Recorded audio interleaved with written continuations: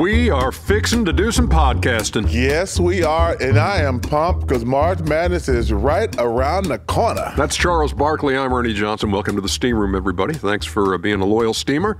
Thanks for checking us out. Thanks for being back with us. Hey, I want to thank all the people. Last week we didn't have a guest. We just answered a million phone calls. Yeah.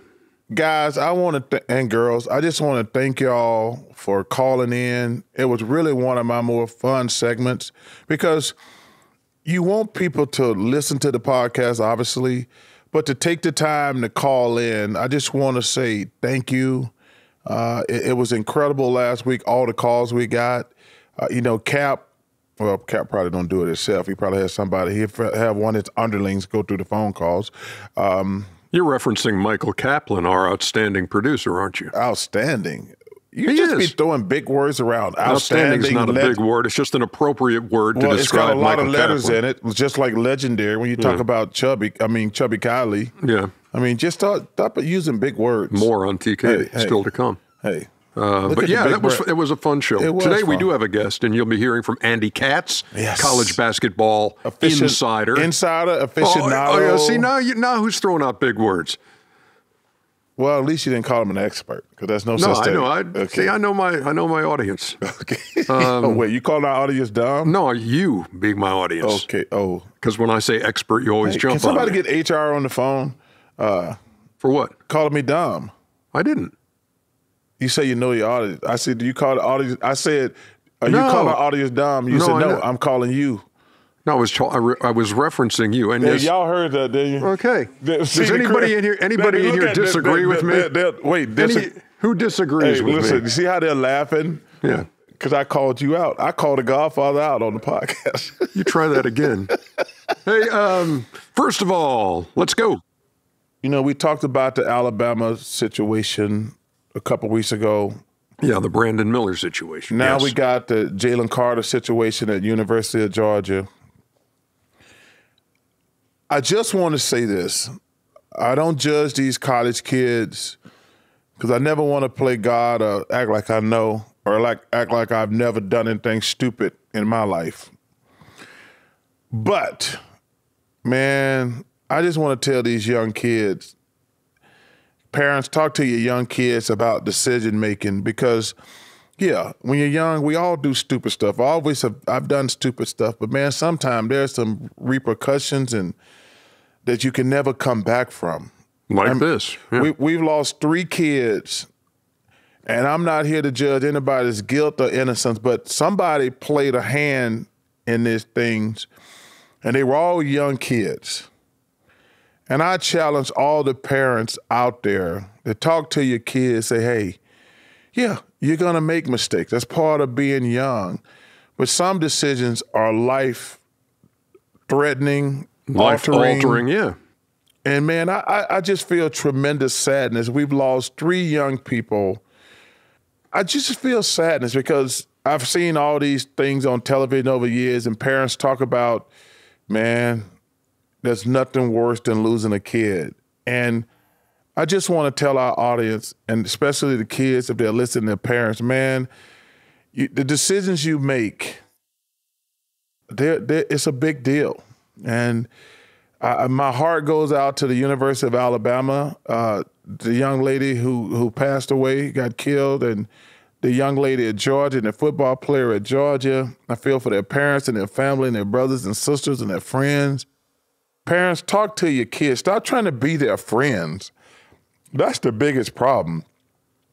Let's talk to your kids about, hey, every time you make a decision, it can change everybody's lives forever. No, and when I look at that weekend in Athens, and you think about the reason they're celebrating is back-to-back national championships. Here's a parade. Here's everybody smiling. The party continues. Let's go out and celebrate, and then it ends in tragedy in the wee hours in the morning, and it was heartbreaking and avoidable. But but that actually helps my point. I'm so glad you said that. Like, one moment is celebrating the greatest accomplishment in school history. And 10, 12 hours later, 2 lives are changed, 2 families' lives are changed forever. And now Jalen Carter, who's #1 on Male's big board, he got to answer these questions. And I don't know what happened. I've seen the videotape of people telling him to get out of here, which makes things not look good. And I don't think he's gonna go to jail, but man, I hope he used this as a learning experience. Same thing with Mr. Miller in Tuscaloosa. So man, young kids, make better decisions. And I would say that to the young kids, and again, not trying to sound like the 66-year-old man, but when something like this happens, it has to impact you to the point where you say, I'm not going to put myself in that situation. I'm not going to let that happen. You know what? We're not invincible. Yes. You know, you can't look at that and say, boy, that was horrible. Of course, it will never happen to me, because that's what everybody thinks. Well, it happened there, but it wouldn't happen to me. But decisions. Yeah. Decisions. Oh, couple more things. Ja Morant. Again? Yeah. Apparently he punched and pulled the gun on a 17-year-old kid. This was this summer or something. This summer. Yeah. And I don't know what's true and what's not true, but we had the incident to have at a game recently, and we said, yo, man, you and your friends got to grow up and not do this crazy stuff. Yo, I don't care where you grew up or who your friends were, man. You're not that guy anymore. You're one of the best basketball players in the world. You got a lot at stake every single day of your life. And like I say, I don't know what's true, what's not true, but if you punched a kid and pulled a gun on a kid, this is the second thing that really like, yo, man, this is real life we're dealing with right here. Somebody has to sit him down, whether it's dad, whether it's the team, and say, yo, it's time for you to grow up and just be one of the best basketball players in the world. Agent. Representation. Just a grown-up. Yeah. There you a go. grown-up. Like, yo, man, you're one of the best basketball players in the world. You're probably going to make $500 million to $1 billion in the next 10, 15 years. And you're out here punching teenagers and pulling a gun on them. You can't do that. Come on, man. Your friends, quote unquote, can't be pulling a gun on the other team because they're harassing you. They banned his friends. I'm like, man, who are you hanging out with? It's crazy. I just don't get it. Yeah. And we've talked about that same thing a few weeks ago. Yes. But bears repeating. Yes. So the last thing, I want to give a shout out to this guy because I've said this before. He's the best player I played against in college. The best player. His name is Leonard Mitchell. He went to LSU. He would have, I tell people, he is singularly the best player I played against in college. I know everybody want to talk about Bowie, Turpin, Georgia. Dominique was terrific. Dominique's in that conversation too. But the best player I played against in college is a guy named Leonard Mitchell. And he got hurt in college and never made it to the NBA. And I just want to tell him, man, I wish you nothing but the best. You got the raw end of the stick when you got hurt in college. And I got a text from a friend of mine, Stefan, told me he had his leg amputated. And I just wanted to wish Leonard the best. You were a hell of a player. You've had some bad breaks. But, yo, man, I just want you to know I was thinking about you. Leonard Mitchell, a great, obviously Shaq is the greatest player to ever come out of LSU. But Leonard, I tell people, man, if this kid hadn't got hurt, he would have been amazing and special. So shout out to Leonard Mitchell. Well done, Chuckster. Yeah. Shaq better than Pete Maravich? Actually, no, he's not. Pete Maravich was a better... there's some great players coming out of LSU. Way to let America know about your age. So I actually apologized to Pete Maravich and Bob Pettit because they were better college players than Shaq. Shaq, obviously went on a great, but strictly from a college standpoint, way to go, old man. Ernie. Yeah. Just trying to keep you in line here. I met Pete Maravich one time. It was pretty cool. Yeah. Yeah, it was pretty cool.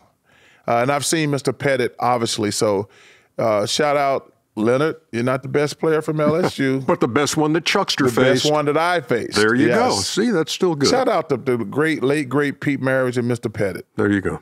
And big fella, I'll see you tonight.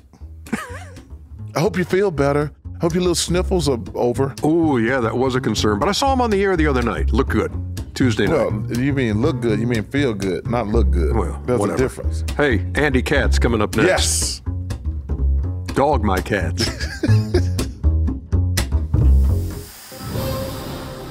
Boy, Chuckster, when you hear that music, that CBS NCAA basketball theme song, doesn't that get your blood pumping? Ernie, I am so excited because, now I got one more week of NBA.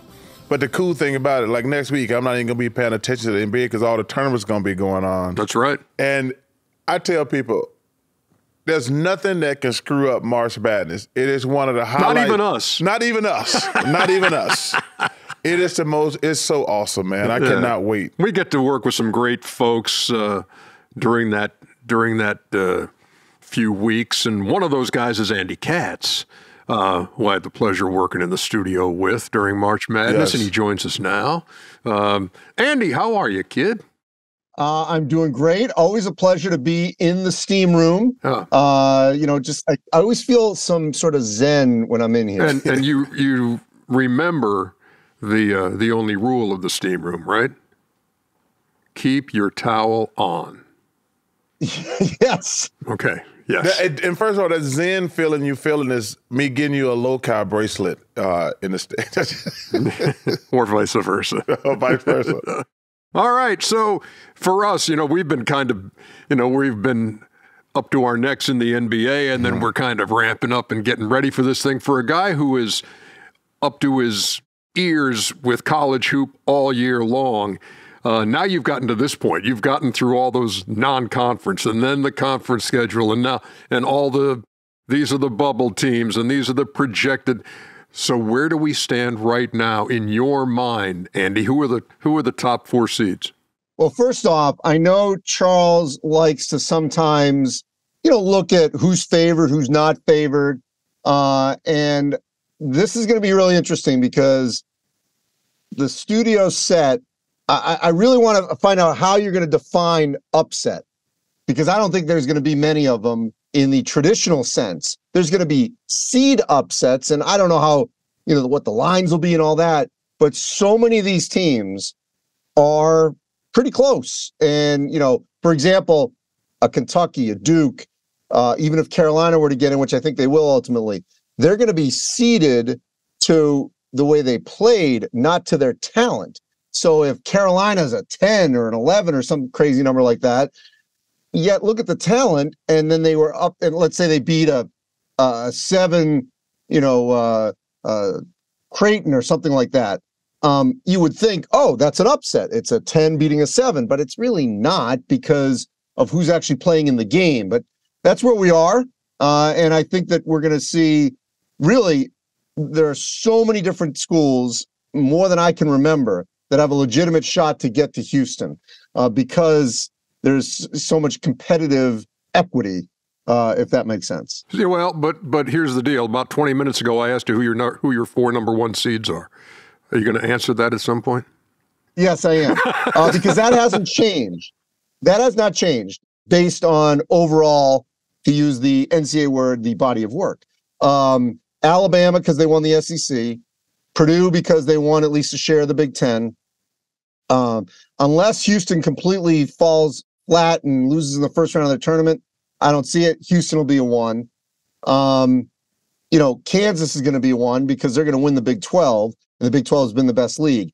The only school outside of those 4 that maybe could knock one of them off would be UCLA. If UCLA were to beat Arizona this weekend and then win the Pac-12 tournament by beating Arizona again, I think UCLA could make a case. Is it over Houston? Is it over Purdue? Maybe. Probably not over Alabama or Kansas. But so I'd say there's 5 for 4, and I would say UCLA is probably going to be the top 2 in that grouping. Well, the 2 best teams I've seen this year are Alabama and Houston. I'll be totally shocked. Well, not shocked. The Alabama situation, man, it is it's curious, sad, interesting, whatever words you want to use, because I said 2 months ago, and everybody's like, you sure? I said, Alabama. I've seen Houston. I've seen Alabama. I've seen Purdue. Marquette is really, really good. UCLA got a terrific coach. He's one of my 2 or 3 best in-game coaches in college basketball. Coach Cronin. But from a talent standpoint, Houston and Alabama are the 2 best teams I've seen all year. But what Andy said earlier, I 100% agree with. All these teams, I think Houston and Alabama have separated themselves a little bit, but I don't think there's going to be many upsets. I say if Alabama and Houston are not in the Final Four, now that's an upset, but there's no other team that I've seen this year I'm like, yeah, that team, they could lose to a lower seed. Purdue is interesting because they're the only team in the league, and they are the Minnesota Timberwolves of the college ranks. They're the only team to put 2 big guys out there.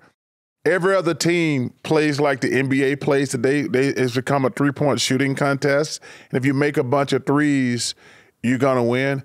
But Purdue, they're old school. They're the only team that plays big. My only question with them is, are those big guys going to dominate enough on the offensive end to make up for the lack of ability on the defensive end? Because they're not going to be able to guard those 3-point shooters. But can they make up the difference and dominate? But I agree with you. North Carolina's going to be a lower seed, but they're going to probably beat somebody because they pretty much got the same team they had last year that played for the national championship. No, they do. And it's crazy, Ernie. One of the big storylines that I don't think really any of us thought could happen, and it really can, which is that Kansas could win back-to-back titles. Yeah. After everything that they lost, it'd be the first time since 06-07, and here's KU about to win the best league in the country. I mean, every game in the Big 12 is just an absolute battle, and they got a chance to play in Des Moines and then Kansas City, so they'd have a great path to get to Houston. So that's going to be a big storyline. I mean, Jalen Wilson, he flirted with the NBA, went to the combine, came back, and he's one of those rare guys. A lot of times these guys come back and they don't improve in terms of their draft stock. He definitely has. He's a big-time scorer. So, I mean, that's another, that's going to be another storyline that certainly we're going to follow. And look, if Houston gets there, they're going to be hosting the Final Four. Yeah. And so right off the bat, that's going to be a road game for whoever has to play them in the semis. I love watching Jalen Wilson. I love his game. I love his polish. I think he's a great player. I think he'll be a player in the league. But Zach Edey gets, all of this player of the year. He gets the majority of that. Yeah. Chuck, how do you see it? I mean, and when you look at Zach Edey play, and again, we're not saying that a guy's value is only on what will he do in the league. Yeah. But what will he do in the league? It's interesting, Ernie.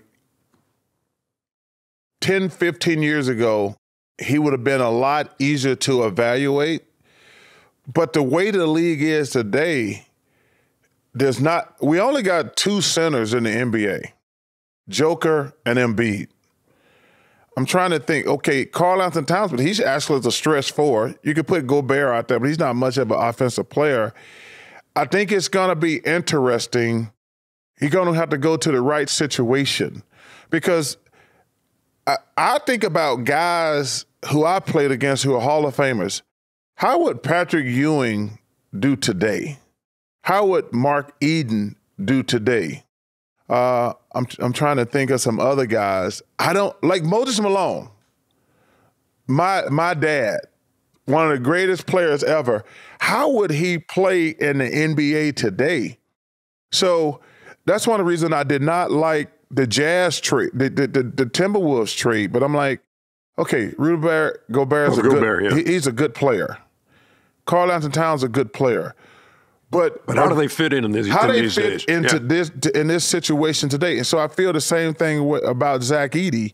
I says, man, he can play, but how is he gonna factor in against these stretch fours, even Embiid is shoot threes, and Joker shoot threes, and they're the only two legitimate centers. First of all, he's just scratching the surface. I mean, he only started playing, sort of beginning of high school. He was a hockey player, a baseball player, then became a basketball player. He's actually, he's a basketball player playing basketball because he likes it, not just because he's tall at 7'4". He's a really good free throw shooter. He's becoming a better passer. He doesn't commit fouls. He almost never fouls out. Yes, had he been born, 20 years earlier, compare him against Greg Oden, like that draft. Do you remember that draft? Oden went 1 and Durant went 2. Would Edey be in the top 3 that year? Probably. Not 20 years, but almost 20 years ago. Obviously, the game has completely changed. But I got to believe if he goes to the right team, and it's funny you say Joker because when I was talking to, the Purdue people, they kind of look at Denver as the place where they think he could actually be a success. That he's got to go to the right place, whether that's first round, second round, doesn't matter. He's got to go to the right franchise that will definitely use him in the right manner. Who are the best players in the country? He's right there. Let me rephrase that. Who are the best players in the country not named Victor Wembanyama?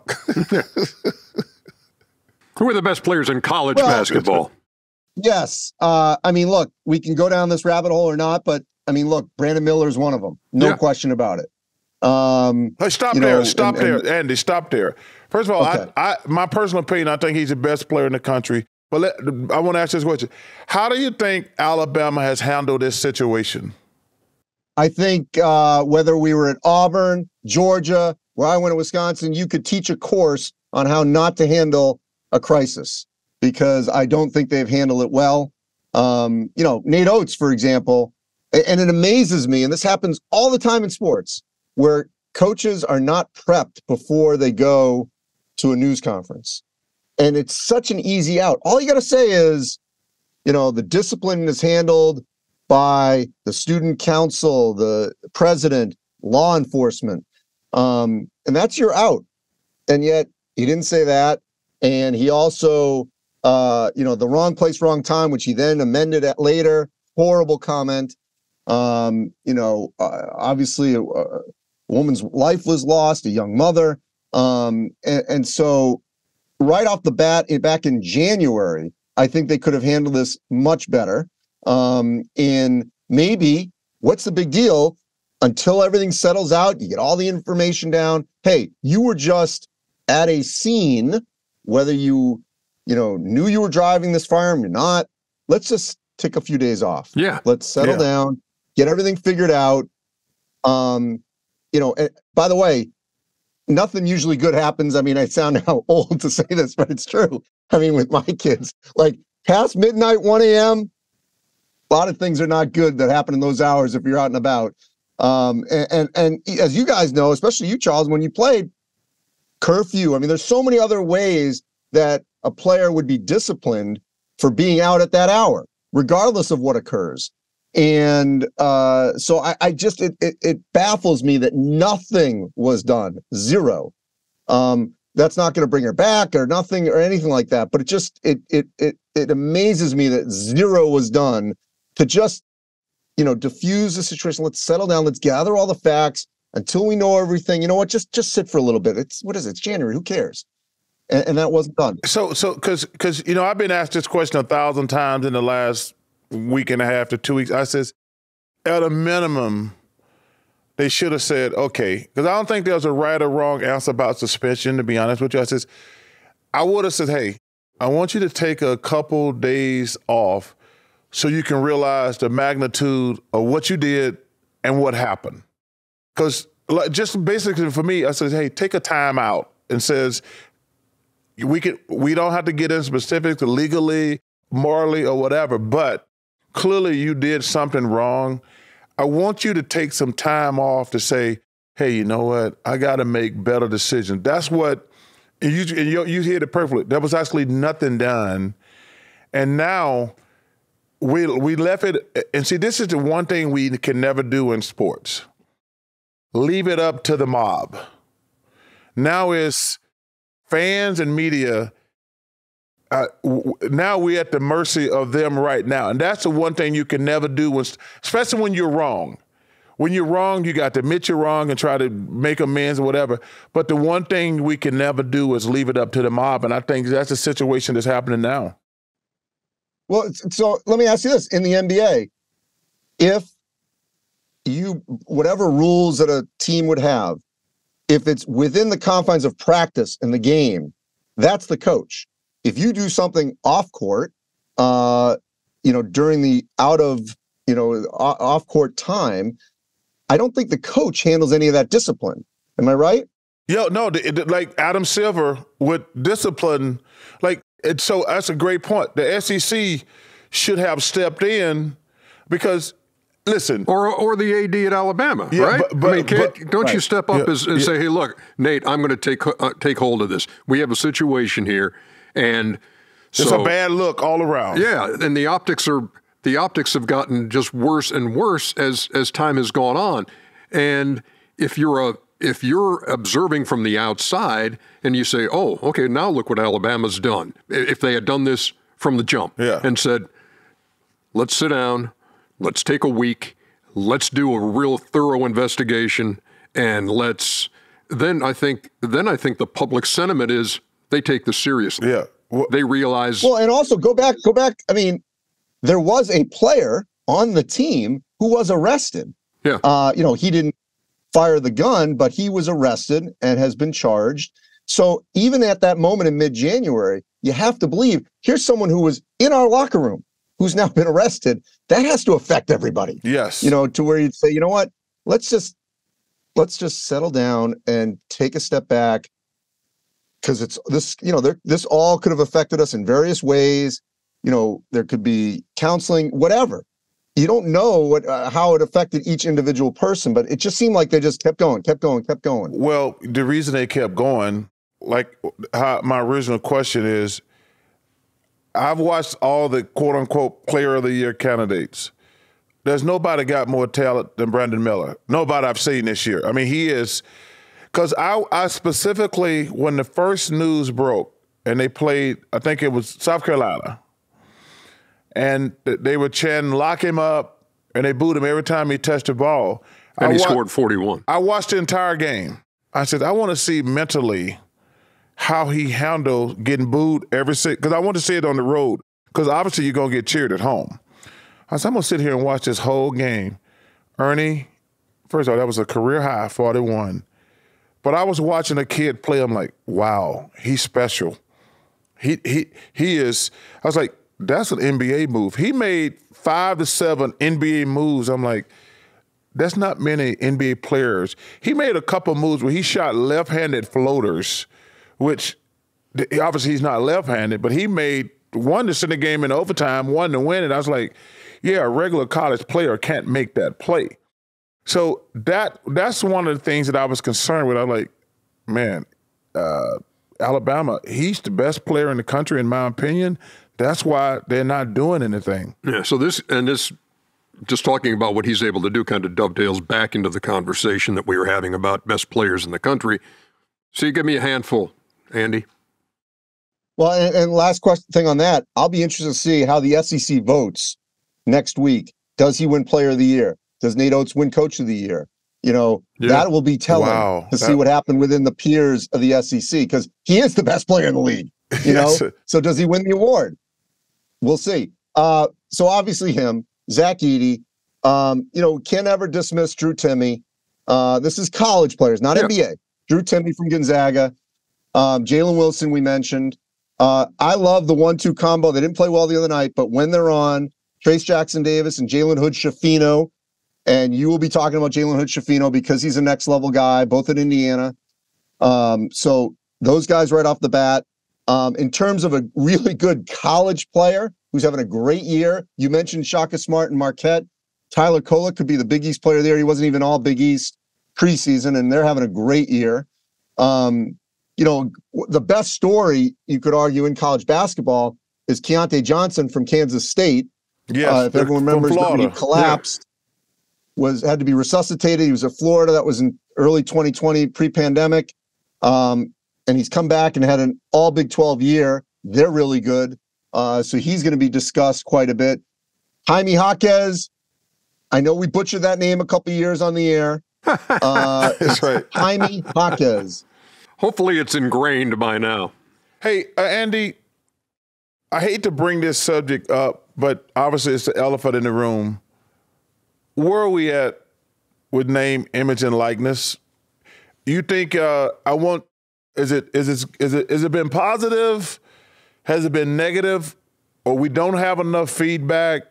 Where are we at on NIL? And along those same lines, now you got a new NCAA president, Charlie Baker, who's already taken over. So now, what is he faced with, and does he do something about NIL? I don't think he can. Well, I mean, what, NIL's just here in its present form? It can be modified. It's going to be interesting, Ernie, because the toothpaste is out the tube. I don't think we're going to be able, because these kids, they like getting paid. I don't think he can come in and say, yeah, you guys ain't going to get paid anymore. The toothpaste. No, I'm not saying that. I'm just saying, hey, we kind of opened the floodgates. We didn't just open the door a bit and say, let's see how this works. It was like, hey, swing open the doors and let's go. Yeah. I think he's got to organize some. I'm not saying, hey, always throw a committee at it, but there has to be discussion here, and there has to be a way to look at this and say, hey, NIL is here, but how can we make it better? How can we make it so it's not run amok? The main issue they want is for him to try to get federal legislation, because 50 states, not all states allow it, but there's different rules in every state. And that's a problem of what you can do in each particular state. So that's why you can't have just a new NCAA rule, because an NCAA rule does not override state legislation. So that's why it's got to come from the federal government. Whether or not they can ever agree on anything, I don't know. I think, Chuck, I'll tell you, I think it's actually been good for college basketball, because what we're seeing, and ultimately I think for the NBA in a indirect way, because we're seeing players who now in certain cities, and Drew Timmy's a good example of this, are making more money staying in school than they would as a potential second-round pick or a two-way guy, or maybe to some extent overseas. And so we're seeing teams that are going to get older, stay older, and I think we're getting a better product in college basketball and in March Madness. Now, the transfer portal, that's another matter, because there's so much turnover every year, and different guys are playing in 3-4 schools over the course of their careers. That's a bigger elephant in the room, I think, of how you get a hold of that. But I think NIL actually has been good for the guys who are, not locks for the lottery, and are coming back to school because they can make, obviously pretty good money by continuing to play college basketball. Well, so number one, I hate NIL and the transfer portal. Let me tell you that right away, because I think it's going to hurt competitive balance in the long run. But to piggyback, the transfer portal, not only do you have to recruit new recruits every year, now you got to recruit your own players every year. Especially if you're on a bad team.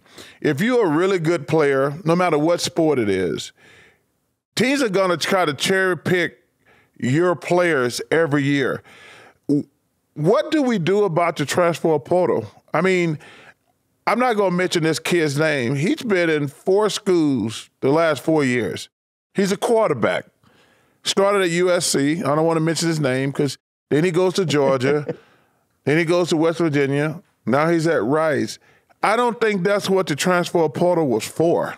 No, I mean, that's not the, educational mission, obviously, at all. Look, but I'm going to tell you, you're going to be talking a lot about players this season, and you have to reference where they were. I just did a Xavier Providence game, and Sully Boom was at UTEP. Now he's the leading scorer at Xavier. They're really good, and it's because of him. And so some transfers have worked out great, and others have been a complete miss. I mean, Ohio State's transfers, they haven't panned out. They haven't given them the pop that they thought they would. And yet there are other schools that the only reason they're going to get a high seed is because they've got a transfer who's making a major impact. So let me ask you a question about the NIL thing. So the quarterback at Florida, who it didn't work out, and I forget where he went, how in the world could Florida promise that kid $13 million before he stepped foot on a university? Coach Saban just spoke at a luncheon, and he said, this is my biggest problem with all this stuff. He says, yeah, some kid asked me for $800,000, and another kid asked me for $500,000. They've never set foot in Tuscaloosa. He says, there's no way in the hell I'm going to give y'all $1.3 million, and y'all ain't never came to practice. Y'all never been to Tuscaloosa. But the point I want to make about this quarterback, who I guess he's a stud, they had promised him $13 million. How can you justify giving – Freddie, you don't even know if he can play. How do you justify that? That's the gray area. That's the problem, because technically they're not supposed to do that. That's a third party or a collective. It's sort of the key word now. They're supposed to provide that. So, but we know that's not the way it happens. We know in recruiting, obviously, hey, I want to come to your school. What can you do for me? Oh, I want to stay another year. What are you going to do to keep me? We know all that stuff happens. I'm more interested to see also, though, what happens when, donor X, whatever, sets up $500,000 to this player. This player is not playing. He says, I'm out of here. I'm not transferring. Now the coach goes back to that same donor indirectly and says, wait a minute, I got to get this guy. He says, wait a minute. I just gave this guy $500,000 and he's gone. Now you want to come back again? That's where I think over the next year, 2 year, 3 years, we're going to see some of this start to dry up, because these big money guys in all these college towns, it's not an endless supply, and they're going to get really frustrated. Let me just tell you something. Charles Barkley, I'm like water on the West Coast. Very scarce donor now. I'm like, yo, man, I'm not paying all these players to come to my school. We have to win. I'm very honest. I would do anything for Auburn, but I'm not. I've told them, I say, hey, and I've done it before, and I'll do it again, but you're not going to have unlimited access to my money. So your point is well received from my point of view. Let's wrap things up, Andy, with, and this has been great talk about the state of college hoop, college sports, March Madness. A couple of trivia questions for the Chuckster, because I know you know these. Okay. Well, how you know you know these? Because he's Andy Katz. Okay. And he knows them all. Oh, boy. All right, here we go. Okay. If Kansas, he referenced this earlier, if Kansas repeats. Florida. If Kansas repeats. Florida. They'll have to beat Florida in the championship? Nope. Your question was got to be who's the last team to repeat. When was it? It was Hartford, Noah. When was it? Yep. 2003. 6 and 7. 6 and 7. Yeah. Smart guy. 03 was Carmelo in Syracuse. What now? Okay. Oh, damn, I told you. Damn, Andy. Because he's Andy Katz. Come on, he's Andy Katz. Don't test him. I can't believe he pulled Carmelo out 2003. Good call, Andy. Multiple choice. Final Four weekend in Houston. Which of the following headliners of the March Madness Music Fest is the Chuckster most excited to see? Lil Nas X, Tim McGraw, Keith Urban, Little Big Town. Wow. Haven't we seen Little Big Town before at... I don't think so. Yeah, I thought a few years ago. I think that was Lady Antebellum. I don't know.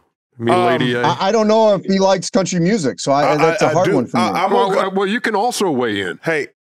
Because you'll be out and about. You're Andy Katz. Is Keith Urban going to have Nicole with him? Kidman? Which Nicole do you think Of course, Nicole Kidman. I don't know. Okay, so. Maybe she's shooting a movie. You know what? Tim McGraw would be my choice. I was going to say Tim McGraw because I met Faith Hill before, and she is one of the coolest. All right, I'll confer with that. I'm not a huge country music guy, but I'll go with that. Andy, for some reason, I'm on a country music kick right now. So I'm going to go with Tim McGraw. Okay. And hopefully Faith will be with him. So, Andy, that begs the question. So what kind of a music fan are you? You're not a country guy. I go, for me, old school rock would be U2. I've seen them probably more than any other band. And then I don't know if you'd say they're in the same genre, but same era. I would say U2 and Prince probably would be my top two. There you go. You know what you should do for your wife? You know U2 is starting a Vegas residency. Did you know that? I did see that. Yeah, you should. That'll be a fun time to take her out to Vegas. I'm pretty sure I can hook you up with tickets because because we for our anniversary a couple years ago we saw U2 in Montreal. Yeah, one of my really good teammates from college, a guy named Mark Cahill. I wasn't a big U2 fan. He took me, and I'm actually playing for the Sixers. That's how long ago this was. He says, "Hey." He came to visit me for the weekend. He said, "You got an off night. Let's go see U2." I'm like, I've heard a couple of their songs. It turned into one of the more fun nights of my life. U2 was awesome. Had a great time. I'm going to go see them in Vegas. We're there. Them and Adele. I'm going to go see both of them. I'll go there. I saw Adele Madison Square Garden. I'll go. Yeah. Oh, you're a big concert guy. Look at you, Andy. Well, that's no surprise because he's Andy Katz. Thanks for being on the Steam Room, man. It's always good talking to you. Look forward to hanging with you during March Madness. You're a good man. Appreciate you. Appreciate it. Keep your towel on. Yes, sir. Take care, my brother. Oh, now you remind me. How do you get Carmelo from 2003? That was pretty good. He's Andy Katz? Yeah, he's Andy Katz. That's pretty good, though. Yeah. Chuck and Ernie in the Steam Room. Come and join us in the Steam Room. Chuck and Ernie in the Steam Room. Leave your towel on in the Steam Room. Chuck and Ernie in the Steam Room. Chuck and Ernie in the Steam Room. Leave your towel on in the Steam Room. Ooh, it's time for Chuck's answering machine here in the Steam Room. So silky smooth voice. Mine? Thank you. No. Okay. 404-987-0330. 404-987-0330. If something's on your mind, you got a question for Chuck that's or impressive. me. You normally look at your card. Not anymore. I know. 4 seasons in, I've got the number to the Steam Room right in this trap. Let me ask you a question. Am I going to want to hear this? Yes. Okay. How many actual phone numbers do you know? That's a good question. A handful. Really? Yeah. I don't think I know. I know Cheryl Ann's and Eric and Maggie. By heart? Yeah. Wow. And see, that's only 3, and I know my own. Actually, 4. I'm not even joking right now.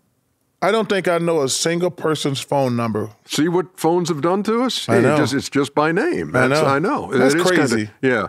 Like if you're filling out a form for somewhere. Yeah. And it's like emergency contact.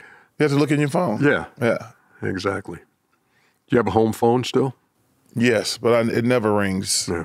I know if it rings, it's like one of those people trying to sell me something or trying to scam me. Why don't you just get rid of it? Well, because sometimes I need it when I do radio shows. Because like sometimes cell phones got bad reception. That's the only reason. Such media savvy on your part. Yeah. Hey, first call, go. Hello, world. This is Charles Barkley. Leave me a message. Hey, Charles, how you doing? I'm a big fan of yours from Spain. I'm a big fan of the NBA. I just wanna ask you for some Hakeem Olajuwon stories. Like, y'all played together. I'm pretty sure you got some of those. And I know you are honest, and you gotta keep it like it is. So I trust your judgment. I trust your honesty. Thank you, man. Keep it up, guys. Got a good Hakeem story? Yeah. First of all, he's really a great person. I really enjoyed playing with him. I wish we could have played together and wasn't old geezers. He made me really appreciate his religion, which is Islam. You know, a lot of people talk about religion, but they don't live it. I admired the way he carried himself. Like, there'll be times we were practicing. He had to stop and go pray. And I was like, wow, that's like, I wouldn't start practice myself, but I admired that. I love the fact he wouldn't touch other women. Like, I want to introduce him to my mom and grandmother one time, and they put their hand out, and he says, I'm not allowed to touch other women. I was like, wow, that's like, he actually lived his truth. He's a wonderful man. I really enjoyed playing with him. Like I said, I wish we could have got together sooner, but he lives his truth, and that's the best thing you can say about a person. Next call. Hey, Charles and Ernie. It's Frank from Charlotte, North Carolina. Just wanted to reach out and let you know how much I appreciate this podcast. I'm a middle school English teacher, single parent, and also now taking care of my mom with Alzheimer's disease. A lot of dark days, but you guys give me respite. Ernie, I remember several years ago meeting you at Southeast Emmy Awards dinner and you telling great stories about what a pain in the butt Charles can be and laugh so hard. And Charles, I lived in Philadelphia for many years and remember you playing there. My question is, Charles, why do you keep going back to Philadelphia every summer? I lived in Philly. It's a nice place. But with all your money, man, I can think of a lot of other places I'd love to spend my summers. Thanks again, guys. Have a good day. Well, as you know, my fascination with teachers, man, I just want to thank you for being a teacher, especially a male teacher. We need more male teachers. We need more black male teachers, first and foremost. I just want to thank you for being a teacher. I admire teachers. Man, I just got so much respect. You know, Ernie, one thing I love about your daughter, Maggie, is her being a teacher. And yes. Yeah. I mean, you're a lowly sportscaster. Finalist for Teacher of the Year in the state of Georgia really? a couple of years ago. Don't you feel bad that you're a lowly sports guy and she's like a teacher? I've always said I'm a sportscaster like my wife, Cheryl Ann's a world changer. I'm a sportscaster. And your dad was a Marine. Yes, he was. And you soft. Soft because I'm a sportscaster? Yes, okay. S-O-F-F-F-T, soft. And what branch of the military did you serve in, Chuckster? I've been to Afghanistan. Softy, yeah. Yeah, exactly. But number one, bless your mom, too. That's a brutal disease, but bless your mom. I'm going to tell you why I live in Philly during the summer. Saucon Valley, Marion, Pine Valley, Aronimink, Commonwealth. All golf courses for the uninitiated. Philadelphia got Philadelphia Country Club, Philadelphia Cricket Club. Hey, Forrest Gump, answer the question. I just answered the question. I know, but geez. Hey, Philadelphia Jumbo got some shrimp, of the fried shrimp. Well, that's right. Hey, okay, Michael. Hey, first of all, it's 120 degrees in Phoenix. It's too hot to be in Phoenix. I live in Philly for the golf. Plain and simple. Go. Next question or call. What's up, fellas? This is James from Virginia, and I'm a black snowboarder. For the past 13 years, me and my boys have been snowboarding all across the world. So this year we went to Vail, Colorado. Typically when we get a cabin, we like to have a hot tub there, but we couldn't find a place with a hot tub. So we had to go down the street to this racket club place where they had a whole spa. And not only do they have a hot tub, but they have a steam room. I've never been to a steam room, and I got to tell you, Chuck, it's everything that you've advertised. I was in the steam room, I was in the sauna room, I was in the spa. It was just amazing. So with all that, my question is, what is the proper steam room routine? I was just overwhelmed, so I was just doing everything. Thanks, fellas. Well, steam room routine? I never understand the fascination with outdoor cold weather sports, whether it's snowboarding or skiing. I don't understand why people want to do stuff outside when it's cold. So obviously I got a little blind spot to anything that's cold. The steam room is probably one of the most important aspects of my NBA career and in my life. I spend, like, just to unwind, I sit there at least 30 to 45 minutes a day just to chill. Are you supposed to be in there for 45 minutes? I thought some of those things said, like, hey, 20 minutes. Oh, no, that's nothing to do. Come on, Ernie, stop it. Listen, I do a lot of stretching in there as I've gotten older. But the main thing... When's the last time you were in a steam room? A couple of days ago. Okay. Yeah. I was shooting Subway commercials yesterday, so the day before. But I just sit in there. Well, listen, Ernie jokes about this. What? No. Can I tell what I'm going to say first? Yeah. Damn, it's sensitive today. What's wrong, Ernie? You already called me dumb. You had the crew laughing. Okay.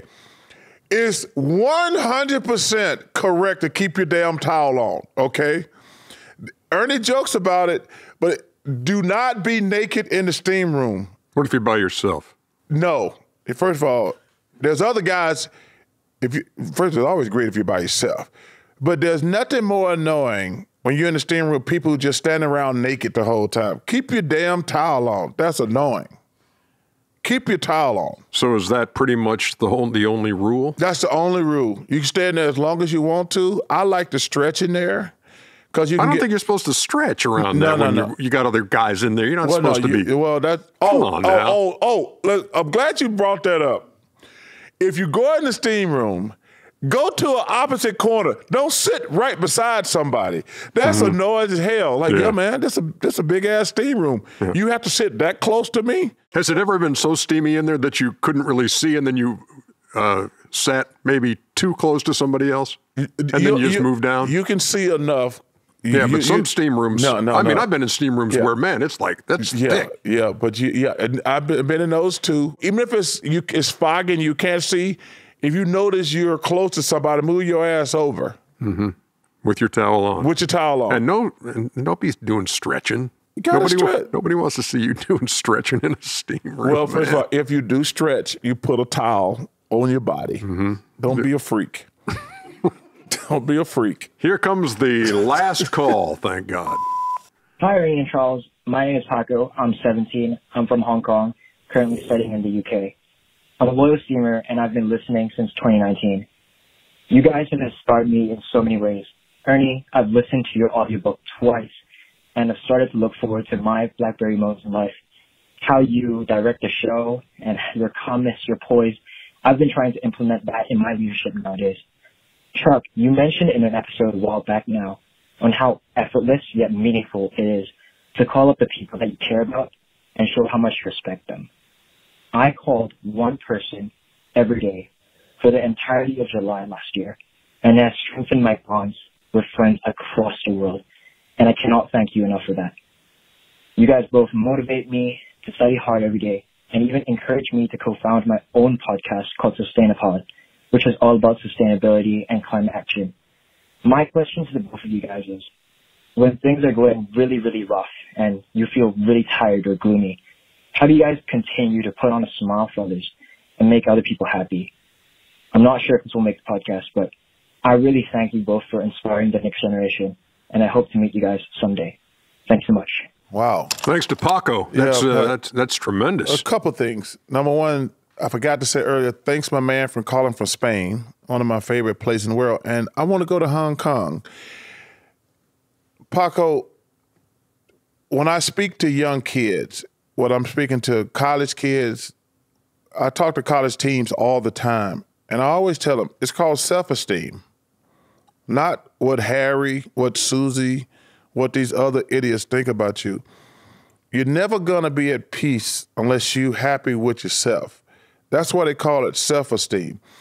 If you live your life worrying about what other people going to say or think about you, you're never going to be happy because everybody's not going to like you, no matter who you are. So you can't worry about making other people happy. You got to be happy yourself. But secondly, it's only two things I hate about life. Number one, you don't know when you're going to die.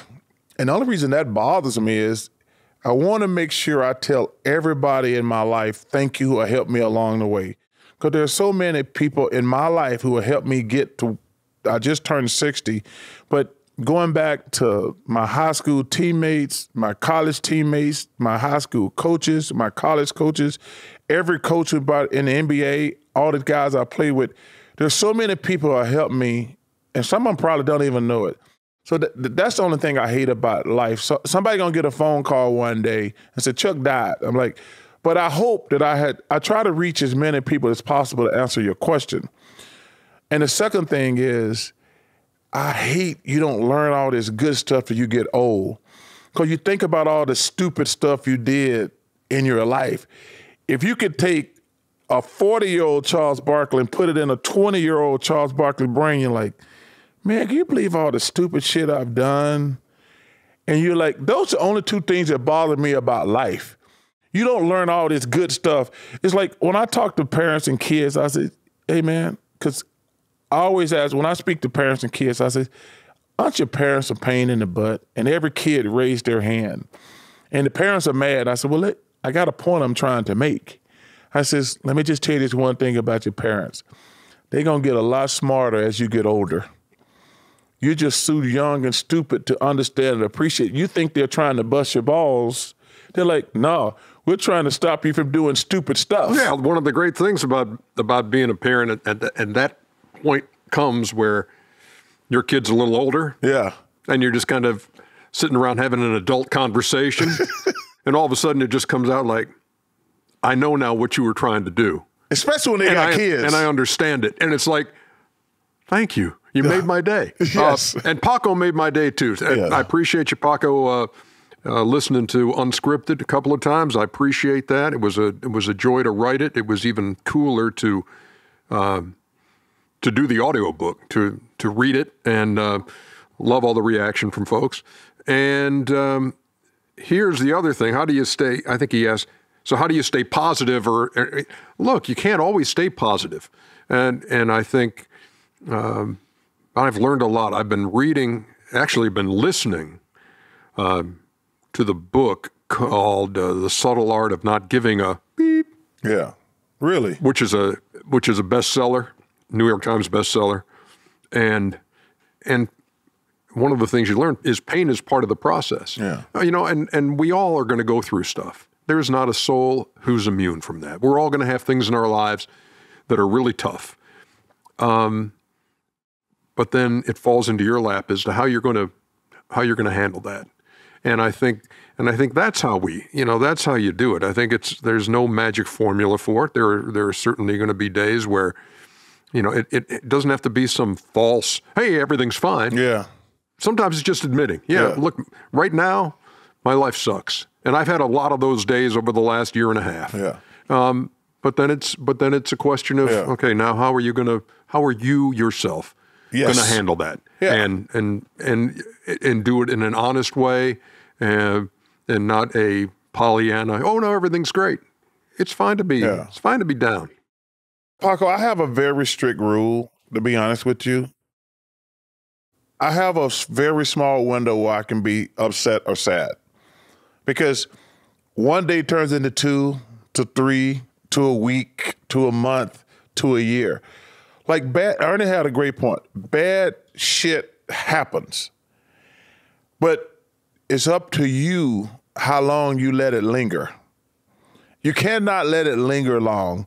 Like, I've lost 2 brothers, my mom, my dad, my grandmother, the most important people in my life. And I was like, my friend's like, yo, man, you all right? I said, yeah, I'm all right. They're like, dude. It's okay not to be all right. Yeah.